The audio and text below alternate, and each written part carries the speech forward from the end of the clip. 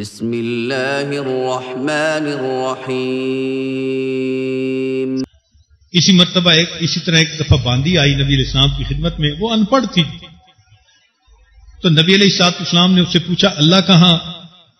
اس نے انگلی کا اشارہ آسمان کی طرف کر دیا۔ محبوب نے فرمایا کہ اس نے گویا کلمہ پڑھا، مسلمان بن گئی۔